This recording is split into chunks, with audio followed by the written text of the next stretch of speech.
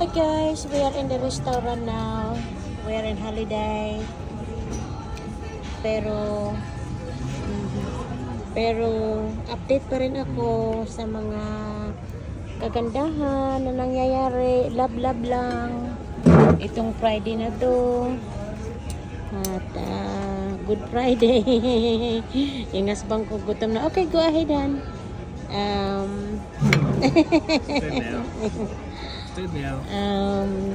Good vibes lang itong Friday na to. Parang marami nangyari na hindi maganda, pero sana